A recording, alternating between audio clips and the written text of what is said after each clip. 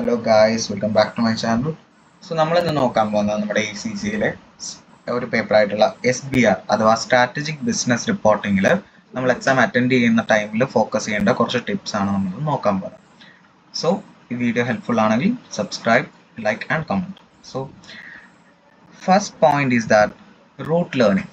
So ഈ rote learning കൊണ്ട് എന്താ ഉദ്ദേശിക്കുന്നതെന്ന് വെച്ച് കഴിഞ്ഞാൽ, അല്ലെങ്കിൽ ഈ ഒരു ടിപ്പ് കൊണ്ട് എന്താ ഉദ്ദേശിക്കുന്നതെന്ന് വെച്ച് കഴിഞ്ഞാൽ, നമ്മൾ ഏത് സ്റ്റാൻഡേർഡ് ആണ് മീൻസ് ഒരു ക്വസ്റ്റ്യൻ കണ്ടു, ആ ക്വസ്റ്റ്യൻ്റെ അകത്ത് അപ്ലൈ ചെയ്യേണ്ടത് ഏത് സ്റ്റാൻഡേർഡ് ആണെന്നും, അല്ലെങ്കിൽ ആ സ്റ്റാൻഡേർഡിൻ്റെ പേര്, ആ സ്റ്റാൻഡേർഡ് എന്തിനെക്കുറിച്ചുള്ളതാണെന്നും ഒക്കെ നമ്മൾ എന്താണ് പഠിച്ചിരിക്കണം. അതായത് ഏത് പ്രഷർ അല്ലെങ്കിൽ നമ്മൾ ഏത് തരത്തിലുള്ള പ്രഷർ നമ്മുടെ തലയിലുണ്ടെങ്കിലും നമുക്ക് ആ ഒരു സ്റ്റാൻഡേർഡാണ് അവിടെ വരേണ്ടത്. ഇന്ന സ്റ്റാൻഡേർഡാണത്, അത് ഇങ്ങനെയാണ് പഠിച്ചിരുന്നത്, ആ ഒരു സ്റ്റാൻഡേർഡ് എങ്ങനെയാണ് അപ്ലൈ ചെയ്യുന്നത്, ഇതെല്ലാം നമ്മൾ എന്താണ് പഠിച്ചിരിക്കണം.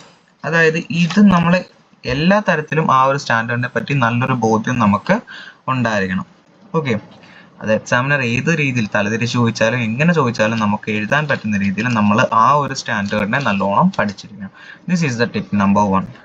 Let's move on to the tip number 2. Tip number 2 എന്താണെന്ന് വെച്ച് കഴിഞ്ഞാൽ focus on section A. So നമുക്ക് നല്ലോണം, അതായത് ഒരു ഏകദേശം ചെറുതായിട്ടൊന്ന് പഠിച്ച ഒരാൾക്ക് ഒരു 35 മാർക്കോളം നമ്മുടെ സെക്ഷൻ എയിൽ നിന്ന് തന്നെ സ്കോർ ചെയ്യാൻ പറ്റും.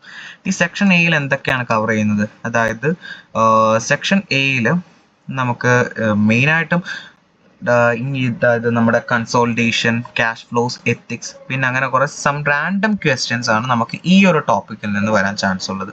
സോ ഈ ഒരു ടോപ്പിക്സ് കവർ ചെയ്യുന്നത് വഴി നമുക്ക് എന്താണ് ഒരു 35 മാർക്കോളം നമുക്ക് സ്കോർ ചെയ്യാനായിട്ട് സാധിക്കും. So we focus on section A.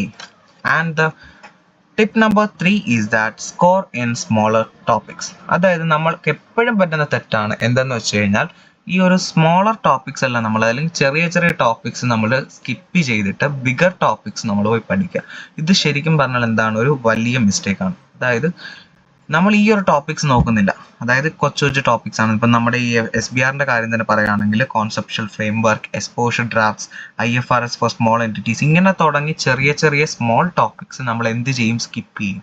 എന്നാൽ എക്സാമിനർ ചിലപ്പം ഒരു 6 തൊട്ട് 7, 8 ഈ ഇത്രയും മാർക്കിന് ചോദിക്കുക നമ്മുടെ ഈ ഒരു സ്മോളർ ടോപ്പിക്സ് എന്നായിരിക്കും. സോ നമുക്ക് ഒരുപാട് തലപോഞ്ഞ് പഠിക്കേണ്ട സാധനം ഒന്നുമല്ല എന്താ നമ്മുടെ ഈ ഒരു conceptual framework, IFRS of small entities, ഇങ്ങനെ കുറച്ച് കാര്യങ്ങൾ.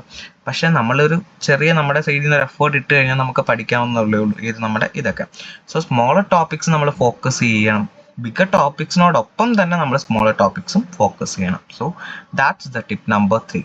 So let's move to the tip number 4.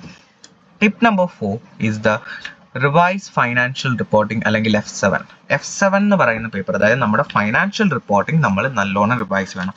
നമുക്ക് എല്ലാവർക്കും അറിയാം SBRന്റെ ബേസ് എന്ന് പറയുന്ന ഏത് പേപ്പറാണ്? നമ്മുടെ FR ആണ് നമ്മുടെ SBRന്റെ ബേസ്. സോ നമ്മൾ നല്ല രീതിയിലൊരു റിവിഷൻ നമ്മുടെ ഫൈനാൻഷ്യൽ റിപ്പോർട്ടിങ്ങിലുണ്ടെങ്കിൽ നമുക്ക് ഏതെങ്കിലും ഒരു പോയിന്റ് നമ്മൾ അഥവാ മിസ്സാക്കിയാലും നമുക്ക് ഈ ഫൈനാൻഷ്യൽ റിപ്പോർട്ടിംഗ് തലയിലുള്ളതുകൊണ്ട് നമുക്ക് എന്ത് പറ്റും? ആ ഒരു ഓർമ്മയ്ക്ക് നമുക്ക് ചിലപ്പം മേ ബി ഇൻ ചാൻസ് നമുക്ക് എന്താണ് അത് ആ ഒരു ക്വസ്റ്റ്യൻ നമുക്ക് അറ്റൻഡ് ചെയ്യാൻ സാധിക്കും. So revise the financial reporting also with SBR. That's all for the day. So ഈ ഒരു വീഡിയോ നിങ്ങൾക്ക് ഹെൽപ്ഫുൾ ആയെന്ന് വിചാരിക്കുന്നു. ഹെൽപ്ഫുൾ ആയെങ്കിൽ സപ്പോർട്ട് ചെയ്യുക, ലൈക്ക് ചെയ്യുക, സബ്സ്ക്രൈബ് ചെയ്യുക. So that's all for the day. Thank you.